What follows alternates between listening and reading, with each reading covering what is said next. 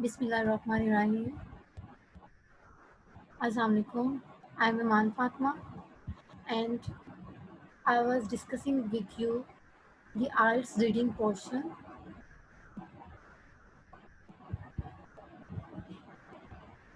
We are talking about the skimming, scanning, and detail reading.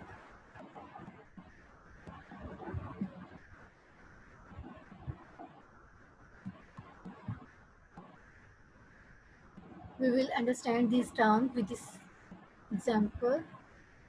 Making time for science. इस paragraph में या इन passages में हम skimming, scanning और डिटेल रीडिंग कैसे करेंगे। सबसे पहले हमने क्या करना है, हमने अपने टेक्स्ट के फर्स्ट पैराग्राफ को केयरफुली रीड करना है और उसके बाद हमने स्पेशली हर एक पैराग्राफ जो है उसकी फर्स्ट 2 लाइन्स जो हैं उनको डिटेल में रीड करना है और उनको डिटेल रीडिंग के बाद उसके उनमें टॉपिक सेंटेंस जो होता है उसको सर्च करना है और वो टॉपिक सेंटेंस जो होगा हमें उस पैराग्राफ के मेन आइडिया के बारे में बताना है।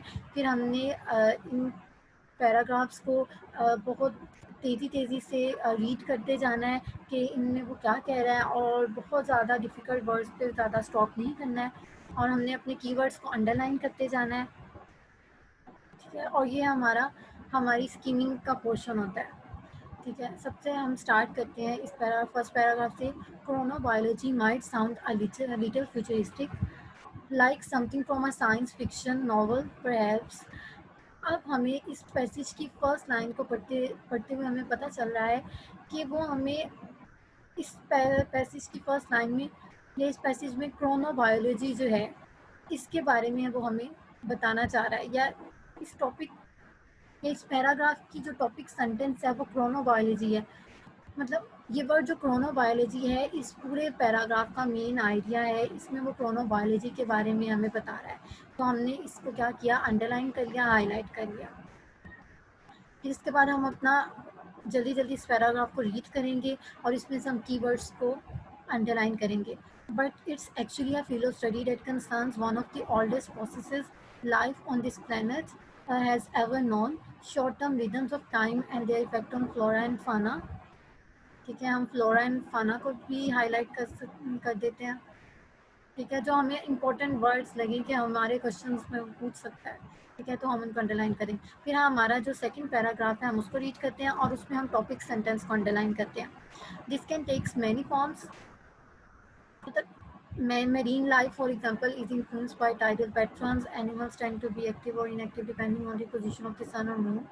अब हमें इन 2 लाइन से पता चल रहा है कि उस पहले पैराग्राफ में उसने क्रोनोबायोलॉजी के बारे में बताया, अब वो क्रोनोबायोलॉजी की डिफरेंट फॉर्म्स के बारे में हमें बता रहा है। हम इसको अंडरलाइन कर देते हैं, हमारा टॉपिक सेंटेंस है। मतलब वो हमें मेरीन लाइफ को बताता है कि वो टाइडल पैटर्न से इन्फ्लुएंस होती है। फिर वो हमें बताता है एनिमल्स जो होते हैं वो एक्टिव होते हैं, इनएक्टिव होते हैं सन और मून की पोजीशन के लिहाज से। मतलब वो हमें क्रोनोबायोलॉजी जो है उसकी डिफरेंट फॉर्म्स के बारे में इस पैराग्राफ में बता रहा है। और अब हमने जल्दी इस पैराग्राफ को रीड करना है और उसमें से कीवर्ड्स को अंडरलाइन करते जाना है। Numerous creatures, human included, are largely diurnal, that is, they like to come out during the hours of sunlight, और nocturnal animals, ठीक है। ये वर्ड जो है हमारा, हम इसको अंडरलाइन करेंगे, ये हमारा कीवर्ड है। जल्दी हम नेक्स्ट रीड करते हैं, सच एज बैट्स, ठीक है, और इसको हम रीड करते जाते हैं और फिर हम इसमें से अपने कीवर्ड्स जो हैं उनको अंडरलाइन तेज़ी से करते जाते हैं। और हमने इसको बहुत जल्दी तेज़ी से रीड करना है। हमने इसको कहीं भी अगर हमें कोई वोकेबलरी में डिफ़िकल्ट वर्ड लग रहा है तो हमने इस पर स्टॉप नहीं करना कि इस वर्ड का मीनिंग क्या होगा। हमने बस इसको जनरली रीड करते जाना है और हमें पता चले कि वो इनमें पैराग्राफ में क्या डिस्कस करना चाह रहा है, कि उसकी मेन आइडिया क्या है। और मेन आइडिया हमने ऊपर डिस्कस कर लिया, इस पैराग्राफ में वो क्रोनोबायोलॉजी की डिफरेंट फॉर्म्स के बारे में डिस्कस करा है। फिर हम अपने थर्ड पैराग्राफ की तरफ आते हैं और हम इसकी फर्स्ट 2 लाइंस को बहुत केयरफुली रीड करेंगे, उसमें टॉपिक सेंटेंस को आइडेंटिफाई करेंगे। When it comes to humans, chronobiologists are interested in what is known as the circadian rhythm। यहाँ पे हमें पता चलता है कि हमारे इस पैराग्राफ में वो सर्काडियन रिदम के बारे में बात कर रहा है और यही हमारा टॉपिक सेंटेंस है। मोस्टली जो हमारा टॉपिक सेंटेंस जो होता है ना, वो फर्स्ट टू पैराग्राफ की फर्स्ट टू लाइंस में होता है, इसलिए हमने उसको बहुत फर्स्ट टू के लाइंस को बहुत केयरफुली रीड करना है और अपने टॉपिक सेंटेंस को आइडेंटिफाई करना है। और इसका मतलब है अब हमें हमारा टॉपिक सेंटेंस जो है सर्काडियन रिदम्स है, इस पैराग्राफ में वो सर्काडियन रिदम्स के बारे में बताएगा। अब हम इसको बहुत स्पीडली रीड करते हैं और इसमें कीवर्ड्स को आइडेंटिफाई करते हैं, अंडरलाइन करते हैं। This is the complete cycle our bodies are actually to undergo within the passage of a 24-hour day. Aside from sleeping at night and waking during the day, each cycle involves many other factors such as changing in the blood pressure and body temperature. ठीक है, यहाँ पे हम changing के word को भी underline कर देते हैं, क्योंकि ये जो सर्काडियन रिदम है उन किन फैक्टर्स की बेस पे चेंज होते हैं वो हमें बता रहा है। ठीक है, not everyone has an identical circadian rhythm. ठीक है, आइडेंटिकल सर्काडियन रिदम को भी हम अंडरलाइन कर देते हैं। फिर इसके बाद हम जो है नाइट पेपर, ठीक है, ये भी हमारा कीवर्ड है, हम इसको भी इम्पोर्टेंट वर्ड है, इसको भी ये हमें मतलब ये एक वर्ड के आगे डेफिनेशन को एक्सप्लेन कर रहा है, तो हम इसको भी अंडरलाइन कर लेते हैं। Often describe how they find it very hard to pray during the morning but become alert and focused by the evening. This is a benign variation within the circadian rhythm known as chronotype. chronotype को भी हम underline कर देते हैं, ये भी definition है। ठीक है, इसके बाद जो हमारा फोर्थ पैसेज है वो क्या है? Scientists have limited abilities to create durable modifications of chronobiological demands. अब हमने फर्स्ट टू लाइंस को फिर पैराग्राफ की बहुत केयरफुली रीड किया, फिर हमने उसको देखा कि ये इस वाले पैराग्राफ की फर्स्ट टू लाइंस में वो हमें लिमिटेशंस के बारे में बता रहा है। हमने इसको अंडरलाइन कर दिया, ये हमारा टॉपिक सेंटेंस है, मतलब क्रोनोबायोलॉजी की साइंटिफिक लिहाज से उसकी जो लिमिटेशंस हैं वो हमें बता रहा है। फिर हम उसको नेक्स्ट थोरली रीड नहीं करेंगे, बस जल्दी जल्दी ये स्पीडली रीड करते हैं। Recent therapeutic developments for human such as artificial light machines and melatonin administration can reset our circadian rhythms. Artificial light और ये मेलाटोनिन एडमिनिस्ट्रेशन, हम इनको भी अंडरलाइन कर देते हैं, हमारे कीवर्ड्स हैं। ठीक है, for example but our bodies can tell the difference and health suffer when we breach these natural rhythm. ठीक है, और इसमें हमें वो बता रहा है कि जो हमारे नेचुरल रिदम्स हैं हम उनको ब्रीच करते हैं तो क्या होता है, ब्रीचिंग हमारा कीवर्ड है। Tree plants appear no more malleable in this respect. Studies demonstrate that vegetables grown in season and ripen on the tree are far higher in essential nutrients than those grown in greenhouses and ripened by later. और in three lines में वो हमें बता रहा है कि plants में क्या है, कैसे की क्रोनोबायोलॉजी होती है। ठीक है, मतलब उनके इसेंशियल न्यूट्रिएंट्स होते हैं, उसके बारे में वो हमें बता रहा है कि वो नेचुरल तरीके नेचुरल वाले में ज़्यादा होते हैं, जो हम आर्टिफिशियली यूज़ करते हैं उसमें ज़्यादा होते हैं। मतलब ये हमने अपने कीवर्ड्स को अंडरलाइन कर दिया। ठीक है, ये हमारा स्कीमिंग का पोर्शन था और हम इस तरह स्कीमिंग करते हुए अपने पूरे पैराग्राफ को या टेक्स्ट को, पैसेजेस को रीड करते हैं। स्कीमिंग से हमें क्या होता है, हम अपने टॉपिक सेंटेंस को देखते हैं, कीवर्ड्स को अंडरलाइन करते हैं, इससे हमें कंप्लीटली अपने पूरे पैसेजेस को अंडरस्टैंड नहीं करना पड़ता, बस हम उसको स्पीडली जर्नली रीड करते हैं, उसमें कीवर्ड्स को आइडेंटिफाई करते हैं ताकि हम जब क्वेश्चन को पढ़ें तो वो कीवर्ड्स जो हैं क्वेश्चन के कीवर्ड्स को हम पैसेज के कीवर्ड से मैच करें और अपने क्वेश्चन को आंसर करें, और इस तरह हमारा टाइम सेव होगा। हम थोरली रीड नहीं करते। ठीक है, अब हम क्वेश्चन की तरफ चलते हैं। सबसे पहले इंपॉर्टेंट चीज़ जो है, अब हम क्वेश्चन को देखेंगे। पहले हमने देखना है वो क्वेश्चन टाइप क्या है, उसकी इंस्ट्रक्शंस को हमने बहुत केयरफुली हमने क्या करना है, रीड करना है। इसमें हमारी क्वेश्चन टाइप है true false not given type question. ठीक है, और इसमें हमारा क्वेश्चन है a night person can still have a healthy circadian rhythm. अब हमने क्वेश्चन में बहुत हमारे जो कीवर्ड्स हैं उनको अंडरलाइन करना है और उसके क्वेश्चन का जो आइडिया है वो क्या हमसे रिक्वायर कर रहा है वो हमने रीड करना है, या हमने पैसेज में क्या सर्च करना है हमने उसको आइडेंटिफाई करना है। अब हमारा इसमें कीवर्ड जो है वो नाइट पर्सन है, हम इसको अंडरलाइन कर देते हैं। Can still have a healthy circadian rhythm, healthy circadian rhythm हमारा ये सेकंड कीवर्ड है। अब हम अपने पैसेज, हमने क्वेश्चन में अपने कीवर्ड्स को जो है अंडरलाइन कर लिया। अब हमने कीवर्ड्स को पैसेज में स्कैन करना है। स्कैनिंग का मतलब होता है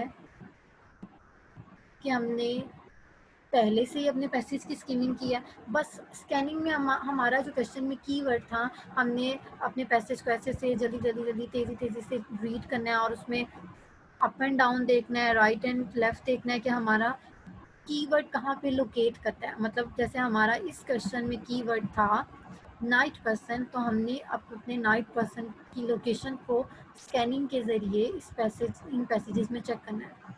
अब हम यहाँ से स्टार्ट करते हैं। नाइट पर्सन या हेल्दी सर्काडियन रिदम हमारा सेकंड कीवर्ड था। दोनों में से अगर हमें जो कोई भी हमें किसी की भी लोकेशन का पता चल जाए, नाइट पर्सन नॉकटर्नल एनिमल्स हैं, ठीक है, यहाँ पे भी नाइट पर्सन नहीं है, ठीक है, क्रोनोबायोलॉजी सर्काडियन रिदम्स चेंजेस और अंदर ये हमारा नाइट पर्सन, ये हमारा कीवर्ड है क्वेश्चन का नाइट पर्सन। और इसकी हमें लोकेशन का अब पता चल गया है, ये हमारे इस वाले पैसेज में है। जब हमने क्वेश्चन में जो मौजूद कीवर्ड है उसकी पैसेज में लोकेशन को आइडेंटिफाई कर लिया, तो फिर जिस पैसेज में या पैराग्राफ में वो लोकेट करता है, तो उस पैराग्राफ को अब हमने डिटेल रीड करना है। अब हमने उस पैराग्राफ को बहुत अच्छे से पढ़ना है, उसकी एक एक लाइन की मीनिंग को अंडरस्टैंड करना है और अपने क्वेश्चन की मीनिंग जो है उसके साथ रिजेंबल करना है, उसको मैच करना है। और अगर हमारे क्वेश्चंस में कीवर्ड्स हैं, हम उन कीवर्ड्स के सिनोनिम्स को भी अपने पैसेज में सर्च कर सकते हैं। जैसे कि हेल्दी सर्काडियन रिदम्स का भी कोई क्या सिनोनिम वो यहाँ पे यूज़ कर सकता है। यहाँ पे अब हम अपने पूरे पैसेज को केयरफुली रीड करते हैं। मतलब ये हमारा थर्ड पॉइंट होता है डिटेल रीडिंग, ठीक है। When it comes to humans, chronobiologists are interested in what is known as the circadian rhythm। मतलब यहाँ पे वो कह रहा है कि जब ह्यूमन की बात करें तो क्रोनोबायोलॉजिस्ट जो है सर्काडियन रिदम में बहुत ज़्यादा इंटरेस्टेड होते हैं।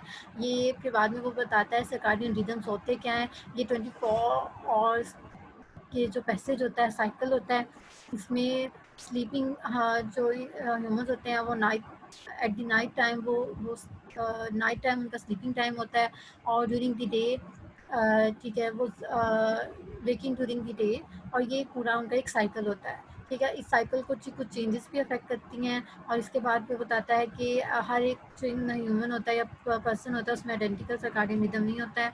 और यहाँ पे हमारे क्वेश्चन का कीवर्ड आ गया नाइट पीपल, ठीक है। यहाँ पे अब हम और फोकस होकर पढ़ेंगे। Often describe how they find it very hard to operate during the morning, मतलब and become alert and focus by the evening. मतलब नाइट पीपल जो होते हैं वो भी सर्काडियन रिदम्स को फॉलो करते हैं। मतलब उनमें भी डे और नाइट का साइकिल होता है, लेकिन उनमें थोड़ा ऑपोजिट होता है। मतलब वो जो होते हैं नॉर्मल सर्काडियन रिदम की निस्बत मॉर्निंग में ज़्यादा जो होते हैं वो फोकस नहीं होते, अलर्ट नहीं होते, ठीक है, उनके लिए ऑपरेट करना मुश्किल होता है। लेकिन इवनिंग टाइम में वो ज़्यादा फोकस्ड अलर्ट होते हैं, ठीक है। अब हमें ये तो पता चल गया कि नाइट पीपल जो होते हैं उनमें सर्काडियन रिदम मौजूद है, ठीक है। अब हमने ये देखना है, अपना ये वाले कीवर्ड को आइडेंटिफाई करना है कि वो सर्काडियन रिदम जो उनमें मौजूद है वो हेल्दी है कि नहीं, ठीक है। इतनी लाइन से हमें पता चल रहा है कि वो उसने इस पैराग्राफ में हेल्दी का कोई वर्ड नहीं यूज़ किया, तो मतलब हमारा आंसर हो जाएगा नॉट गिवन, ठीक है, जो इस पैसेज में हमारे क्वेश्चन का आंसर मौजूद ही नहीं है। लेकिन हम अब अगर हम इसकी लास्ट लाइन को पढ़ें, this is a benign variation with circadian rhythms known as chronotype, तो ये यहाँ पे हमारे क्वेश्चन का आंसर लोकेट करता है। फिर वो कहता है नाइट पीपल का जो सर्काडियन रिदम होता है वो बिनाइन वेरिएशन है। बिनाइन का मतलब होता है, अब यहाँ पे उसने सिनोनिम्स यूज़ किए हैं, हेल्दी सर्काडियन रिदम, और यहाँ पे उसने कहा है सर्काडियन रिदम को बिनाइन वेरिएशन। बिनाइन का मतलब क्या होता है, नॉर्मली हार्मलेस, या हम इसे नॉर्मल भी कह सकते हैं, ठीक है। तो इसका मतलब है वो कह रहा है कि हमारा सर्काडियन रिदम जो है नॉर्मल है। नॉर्मल मतलब हेल्दी सर्काडियन रिदम है।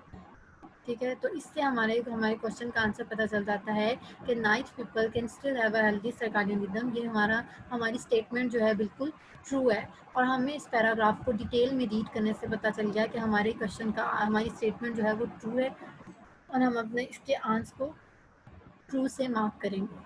ठीक है। इस तरह ये हमारी एक टेक्स्ट की स्कीमिंग, स्कैनिंग और डिटेल रीडिंग थी। और इन स्कीमिंग, स्कैनिंग और डिटेल रीडिंग से हम अपने क्वेश्चन को कैसे बहुत कम टाइम को सेव करते हुए कैसे करेक्टली आंसर करते हैं।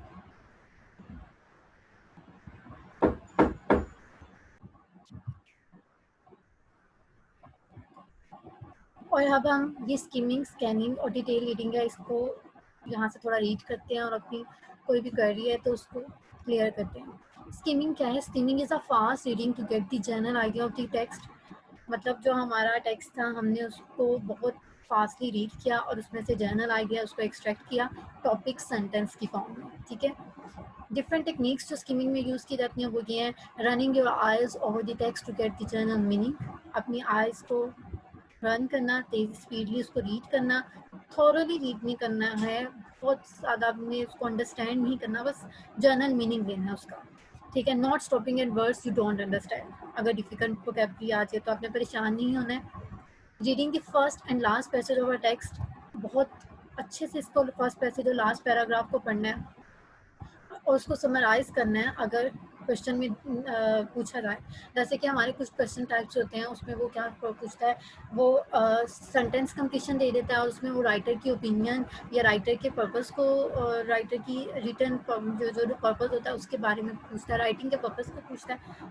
उसमें आपने लास्ट पैराग्राफ को बहुत अच्छे से पढ़ना है। फिर आपने identify and underline the keywords. ठीक है। कीवर्ड्स को अंडरलाइन करते जाना है। और looking closely at the first two line of the each paragraph which could be topic sentence. ठीक है। हर पैराग्राफ की फर्स्ट टू लाइन्स को बहुत केयरफुली रीड करना है, उसमें क्योंकि बहुत ज़्यादा चांसेस हैं कि आपका टॉपिक सेंटेंस मौजूद हो। फिर इसके बाद है स्कैनिंग।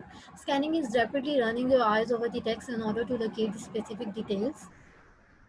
वो डिटेल्स जो हमने क्वेश्चंस में कीवर्ड्स के तौर पर अंडरलाइन करनी है, उनको हमने अपने पैसेज में रैपिडली अपने आइज को रन करते हुए लोकेट करना है। ठीक है। इसमें कौन से स्टेप्स इन्वॉल्व हैं? Read the question and search for keywords और ideas associated with the question. Your eyes then move quickly over the page, flitting around the text, back and forth, up and down. Less reading and more searching. ठीक है। इसका जो सबसे ज़्यादा अच्छी चीज़ जो है स्कैनिंग की वो ये है कि आपको बहुत कम रीड करना पड़ता है और आपको ज़्यादा सर्च करना पड़ता है। Brain hunts for specific information. जैसा कि आप क्वेश्चन में कोई अंडरलाइन करें, किसी वर्ड को अंडरलाइन करें, कोई फ्रेज को, किसी नेम को या किसी भी नंबर को, तो इन डिटेल्स को आपका ब्रेन जो है वो पैसेज में सर्च करता है ज़्यादा से ज़्यादा, और रीडिंग नहीं करता, वो उसको बस सर्च करता है और उसकी लोकेशन को आइडेंटिफाई करता है। इसके बाद थर्ड पॉइंट जो है detail reading. This is the final step and it requires a careful and close reading. इस वाले स्टेप में आपने क्लोज रीडिंग मतलब डिटेल रीडिंग करनी है अपने पैसेज की। You have arrived at after search in order to find the answer. When we read for detail, we read every word in a text and think carefully about the overall meaning of each sentence. इसमें आपने थोड़ली अपने text की meaning को understand करना है, एक एक words को। और सबसे इम्पोर्टेंट चीज़ जो होती है आइल्स रीडिंग में के क्वेश्चंस में, डिफरेंट टाइप ऑफ क्वेश्चन में, कि आपने अपने क्वेश्चंस के ये नहीं कोशिश करनी कि आपके जो क्वेश्चन में मौजूद कीवर्ड्स है वो आपके टेक्स्ट में मौजूद कीवर्ड्स के साथ मैच करें। इट्स पॉसिबल कि वो सिनोनिम्स को यूज़ करे टेक्स्ट में। और आपने क्या करना है, सबसे ज़्यादा आपने अपनी मीनिंग पे फोकस करना है। आपके क्वेश्चन का जो मीनिंग है उसमें जो आइडिया है वो आपके टेक्स्ट में मीनिंग के साथ रिलेट करना चाहिए। कीवर्ड्स रिलेट करना ज़्यादा इंपॉर्टेंट नहीं है, बल्कि आपका मीनिंग जब दूसरे दोनों टेक्स्ट का और क्वेश्चन का रिजेंबल करेगा, सेम मीनिंग होगा, तो फिर आपका आंसर कनेक्ट होगा। कीवर्ड्स चाहे जितने भी ठीक है आइडेंटिकल हों, लेकिन मीनिंग को मैच करना सबसे ज़्यादा इम्पोर्टेंट है। ठीक है। ये हमारी थी रीडिंग स्किल्स। अब इसके बाद हम डिफरेंट टाइप ऑफ क्वेश्चंस जो हैं उनको डिटेल में रीड करते हैं कि वो क्या होते हैं, उनके लिए हमें क्या स्ट्रेटजीज़ हैं सॉल्व करने के लिए। हमारा जो फर्स्ट क्वेश्चन टाइप है वो मल्टीपल चॉइस क्वेश्चन है। मल्टीपल चॉइस क्वेश्चन में वो आपको एक स्टेटमेंट देता है और उसके नीचे आपके पास डिफरेंट ऑप्शंस होती हैं, और उस ऑप्शंस में से आपने एक बेस्ट ऑप्शन स्टेटमेंट, जो क्वेश्चन की स्टेटमेंट और पैसेज में टेक्स्ट की स्टेटमेंट से मीनिंग रिजेंबल करता है, वो ऑप्शन आपने चूज़ करनी है। समटाइम आपके पास 4 ऑप्शंस होती हैं और उसमें आपने एक ऑप्शन को चूज़ करना होता है। समटाइम 5 ऑप्शंस होती हैं और उसमें से आपने 2 बेस्ट ऑप्शंस को चूज़ करना है, और समटाइम 6 ऑप्शंस में से 3 ऑप्शंस को चूज़ करना है। और मल्टीपल चॉइस की क्वेश्चन टाइप क्या होती है, इसमें आपके पास एक स्टेटमेंट होती है और वो आप स्टेटमेंट ही आपका एक क्वेश्चन होता है, और आपके पास ऑप्शंस होती हैं, ठीक है, डिफरेंट, और आपने उस क्वेश्चन अपने क्वेश्चन को बेस्ट पॉसिबल वे में उन 4 ऑप्शन से अपने टेक्स्ट के साथ मीनिंग को रिलेट करते हुए आंसर करना है। और सेकंड टाइप जो है कंप्लीट अ सेंटेंस, इसमें आपको स्टेटमेंट दी है, उसमें आपका जो यह सेंटेंस दिया है, आपके सेंटेंस का फर्स्ट पोर्शन देगा, सेकंड पोर्शन जो होगा इनकम्प्लीट होगा, और आपने अपने सेकंड पोर्शन को कंप्लीट करना है उसके मीनिंग को बहुत अच्छे से ऑप्शंस में मौजूद वर्ड्स के साथ रिजेंबल करते हुए, ठीक है। और इसको हम मल्टीपल चॉइस क्वेश्चंस को कैसे सोल्व करेंगे, इसमें भी हमने स्कैनिंग और डिटेल रीडिंग जो है ये बहुत ज़्यादा इंपॉर्टेंट है। सबसे पहले आपने मल्टीपल चॉइस क्वेश्चंस के लिए कभी भी अपने पैराग्राफ को पहले ये टेक्स्ट को रीड नहीं करना। सबसे पहले आपने अपने क्वेश्चंस पोर्शन की तरफ जाना है, अपने अपने क्वेश्चंस को बहुत अच्छे से रीड करना है, बिल्कुल उस ठीक है, लास्ट वाली एग्जांपल की तरह आपने उसमें से कीवर्ड्स को आइडेंटिफाई करना है, फिर आपने उन कीवर्ड्स या सिनोनिम्स जो होते हैं उनको पैसेज में स्कैन करना है, ठीक है। आपने अपने जो कीवर्ड्स है टेक्स्ट में उसकी लोकेशन को आइडेंटिफाई करना है, फिर जहाँ पे आपके क्वेश्चन की कीवर्ड्स की लोकेशन है उस पैराग्राफ को आपने डिटेल रीड करना है, फुली अंडरस्टैंड करना है, फिर आपने बेस्ट पॉसिबल ऑप्शन को चूज़ करना है। और मल्टीपल चॉइस क्वेश्चंस में भी हमारी स्कैनिंग और डिटेल रीडिंग की टेक्निक्स यूज़ होती हैं, और इसमें आपने सिनोनिम्स का बहुत ख्याल रखना है, ठीक है। और इसमें और इसकी क्वेश्चन टाइप की टिप्स एंड ट्रिक्स क्या हैं, read the instructions carefully. Multiple choice question में आपने, ठीक है, इंस्ट्रक्शंस को केयरफुली रीड करना है कि वो आपको एक ऑप्शन चूज़ करने के लिए कह रहा है, 2 ऑप्शंस चूज़ करने के लिए कह रहा है, या 3 ऑप्शंस चूज़ करने के लिए कह रहा है। फिर इसके बाद जो है choose one of the option that has same meaning and not the one having same keyword. जैसे अभी मैंने पहले बात की कि आपने वो वाला ऑप्शन चूज़ करना है जिसमें ज़रूरी नहीं कि आपके क्वेश्चन के कीवर्ड्स और आपके ऑप्शंस के कीवर्ड मैच करते हो। आपने आपके क्वेश्चन का जो स्टेटमेंट है उसका मीनिंग जो है आपके कीवर्ड्स के मीनिंग के साथ मैच करना चाहिए, और वो आपकी पैसेजेस या टेक्स्ट में मौजूद जो आपकी रिटर्न होता है वो आपको हेल्प करता है, उसमें आपने अपने मीनिंग को रिजेंबल करना है। कभी भी कीवर्ड्स पे फोकस करना है, लेकिन वो आपको सिर्फ आपके आंसर की लोकेशन के बारे में बताएंगे, लेकिन आपने जो क्वेश्चन को आंसर करना है वो इस बेस पे करना है कि आपके क्वेश्चन की का मीनिंग और आपके टेक्स्ट का मीनिंग सेम हो, ठीक है। Use the elimination method in order to choose the correct option, जैसे कि आज तक हम करते हैं, एमकेट में भी हम यूज़ करते थे एलिमिनेशन मेथड। एलिमिनेशन मेथड भी हमें मल्टीपल चॉइस क्वेश्चन को सॉल्व करने में बहुत हेल्प करता है। Do questions and find the order in the text in chronological order. Multiple choice questions भी हमारे आइल्स के रीडिंग क्वेश्चन में क्रोनोलॉजिकल ऑर्डर में होते हैं। अब इसके बाद एग्जांपल हम देखते हैं मल्टीपल चॉइस क्वेश्चन के।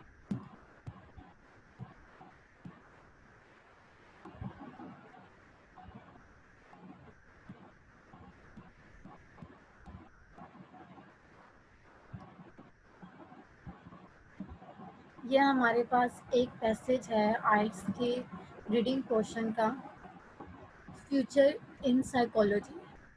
हमारे पैसेज का नाम है फ्यूचर इन साइकोलॉजी।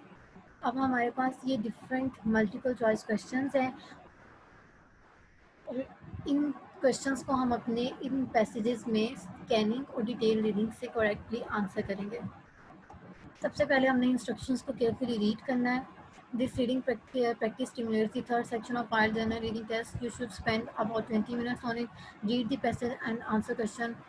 28 to 40, ठीक है। और आपने जो है इसी टाइम में अपने जो सॉल्व आंसर्स होते हैं उनको आंसर शीट पे ट्रांसफ़र भी करना होता है, ठीक है। और choose the correct letter A, B और सी, मतलब हमने 4 ऑप्शंस में से एक करेक्ट ऑप्शन को चूज़ करना है। Psychologist who hold a PhD. अब मल्टीपल चॉइस के लिए टिप्स और ट्रिक्स क्या है?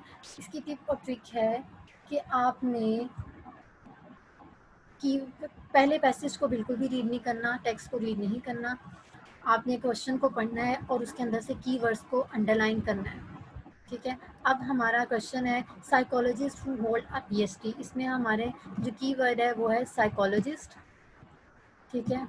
हम इसको हाईलाइट कर देंगे, ठीक है। और इसके बाद जो पीएचडी है, ठीक है, ये भी हमारा कीवर्ड है, हम इसको हाईलाइट करते हैं। अब हम अपने इन 2 कीवर्ड्स को अब अपने पैसेज में स्कैन करेंगे, ठीक है।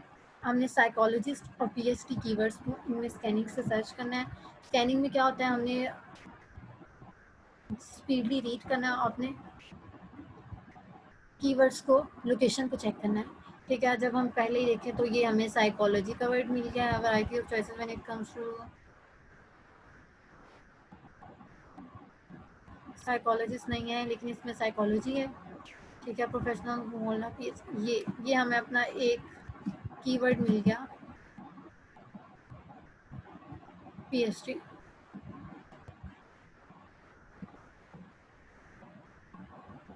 ठीक है। हमने इसको रीड करते जाना है स्टेफनी आइज, ये हमारा फर्स्ट कीवर्ड हमें मिल गया साइकोलॉजिस्ट। अब हमने इसको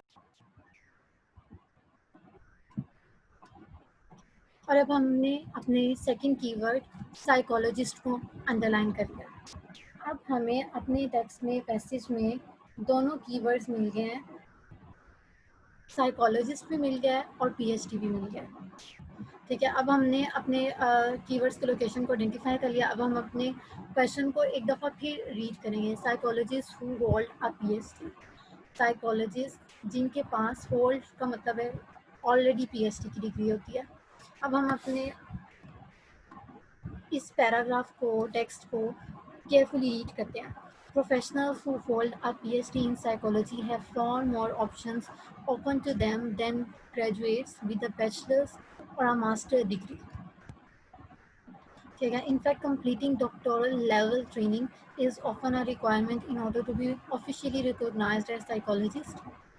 Higher salaries and improved career prospects are also incentives. Are also an incentive.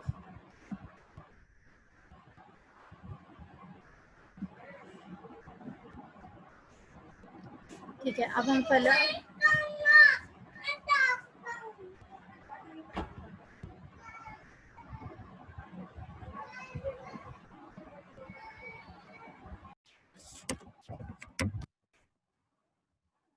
है, अब हम अपने कीवर्ड्स को रीड करते हैं,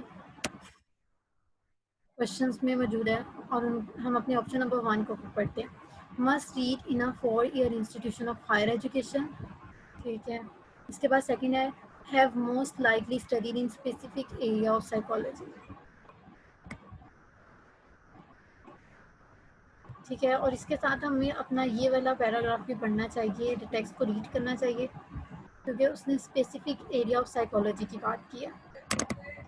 In general, anyone wishing to continue a career in psychology at a 4-year institution of higher education must earn a doctoral degree in psychology. In most areas of psychology, this translates into earning a PhD in a relevant area of psychology, such as family counseling or trauma. Some PhD candidates choose applied psychology, whereas others opt to focus on research.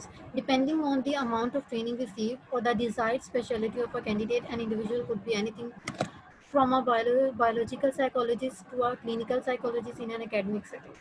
मतलब यहाँ पे अब हमें biological psychologist और clinical psychologist से बता रहा है कि साइकोलॉजी जो है उसके डिफरेंट एरियाज ऑफ साइकोलॉजी हैं, ठीक है।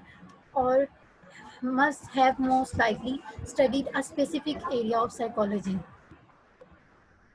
ठीक है, अब हमें अपने इस ऑप्शन को हम यहाँ से एरिया से रीड करते हैं.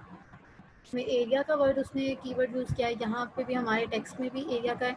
इन most areas of psychology this translate into earning a PhD in relevant area of psychology.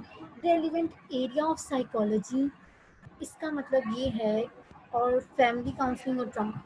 अतः ये हमारा ऑप्शन जो है हमें थोड़ा ठीक लग रहा है. Have most likely study a specific area of psychology. ठीक है, अब हम इसको कंफर्म करते हैं नेक्स्ट ऑप्शंस को रीड करके कि ये हमारा बेस्ट पॉसिबल ऑप्शन है या आंसर है कि नहीं.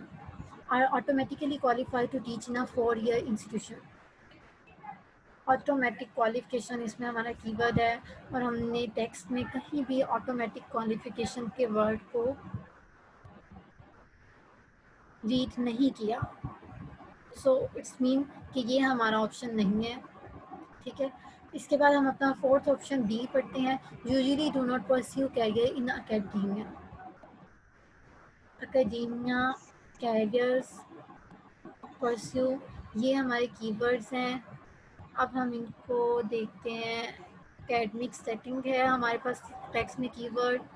अब हम इसके पूरे मीनिंग को इस यहाँ से मीनिंग से मैच करते हैं. Usually do not pursue carriers in academia. जब हमने पैराग्राफ को डिटेल रीड किया है तो इसमें परस्यू कैरियर का कोई भी हमें वर्ड नहीं मिला, या इसका सिनोनिम्स भी उन्होंने कोई भी यूज़ नहीं किया. सो डेट्स मीन कि ये फोर्थ ऑप्शन भी हमारा राइट ऑप्शन नहीं है. इसके बाद हमारे अब ये फर्स्ट 2 ऑप्शंस हैं. अब हमने इनमें से बेस्ट ऑप्शन को चूज़ करना है. ठीक है, must work in a 4-year institution of higher education. इस ऑप्शन का मतलब है कि कोई साइकोलॉजिस्ट जिसके पास PhD की डिग्री है उसको एक 4 ईयर इंस्टीट्यूशन जो हायर एजुकेशन का हो उसमें ज़रूर काम करना है. ठीक है, इस लाइन का मीनिंग ये है. अब हमने इस मीनिंग को इस टेक्स्ट में मौजूद मीनिंग से मैच करना है. और जब हम इसकी फर्स्ट 2 लाइंस को रीड करते हैं तो इससे हमें पता चलता है. In general anyone wishes to continue a career in psychology at a 4-year institution of higher education. मतलब वो कहता है कि किसी का भी साइकोलॉजी का कैरियर को कंटिन्यू करने की कोई विश है तो वो एक 4-year institution of higher education में क्या करता है,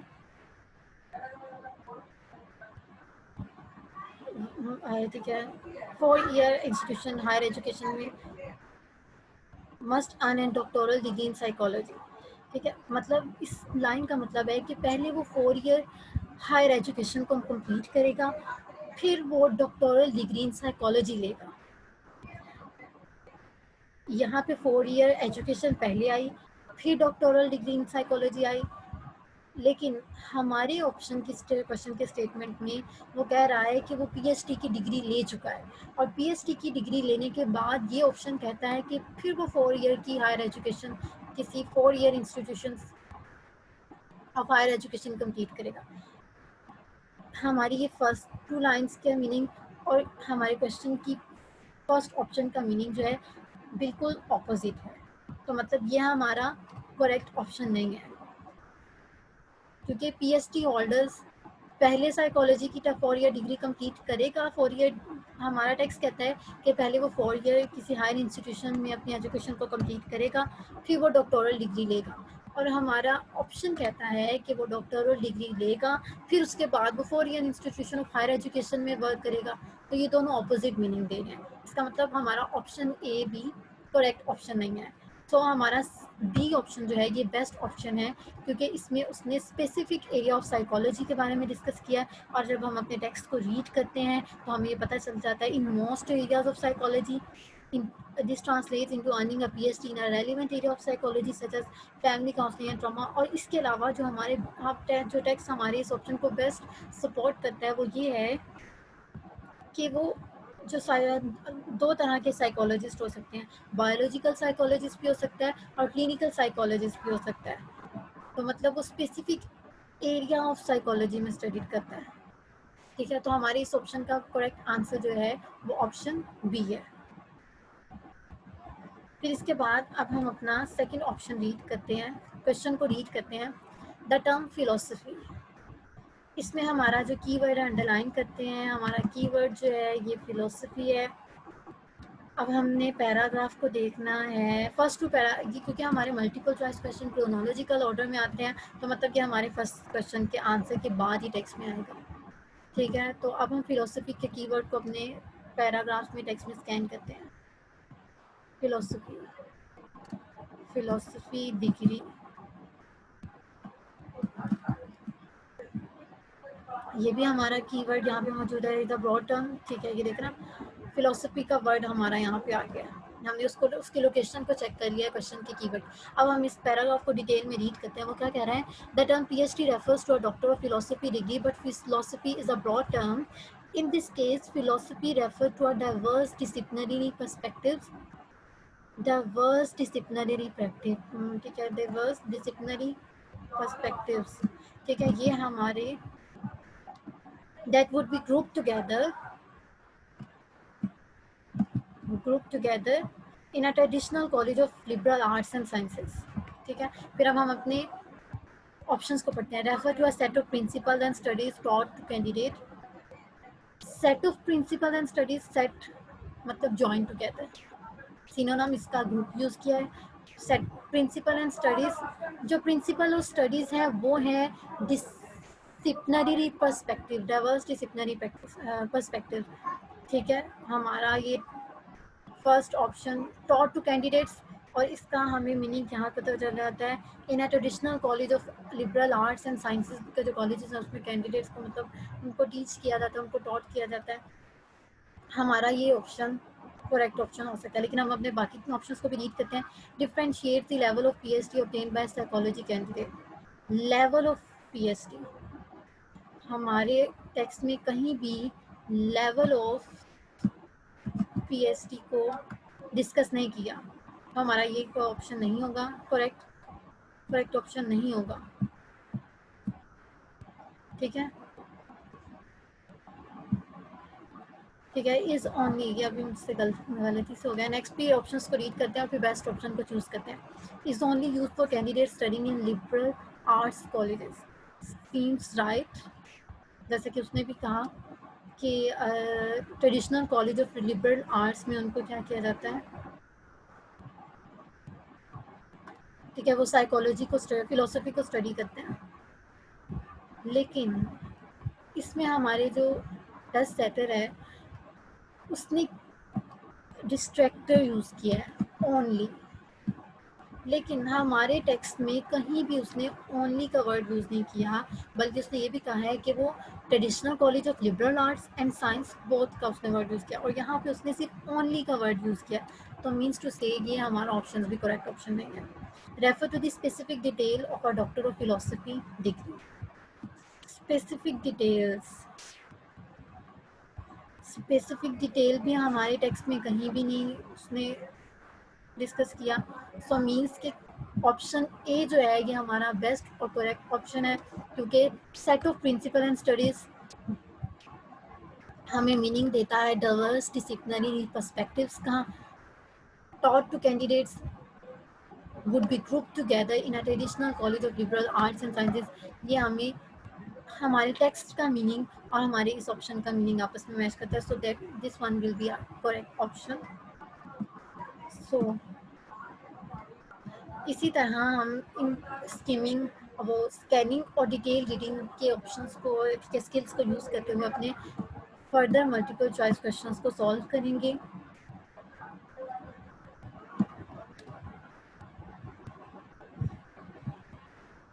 सो now let's move back to our, ठीक है, ये हमारे मल्टीपल चॉइस क्वेश्चंस की कुछ एग्जांपल्स थी जिनसे हम अपने मल्टीपल चॉइस क्वेश्चंस को, वो कौन सी टिप्स एंड ट्रिक्स हैं जिनसे हम लेस टाइम में और मोस्ट इफेक्टिव टेक्निक्स यूज़ करते हुए सॉल्व कर सकते हैं। हमने अपने मल्टीपल चॉइस क्वेश्चन को सॉल्व करने के लिए स्कैनिंग और डिटेल रीडिंग की स्किल्स यूज़ की हैं, और हमने इंस्ट्रक्शंस को अपने माइंड में रखना है और उनको केयरफुली रीड करना है और उनको फॉलो करना है।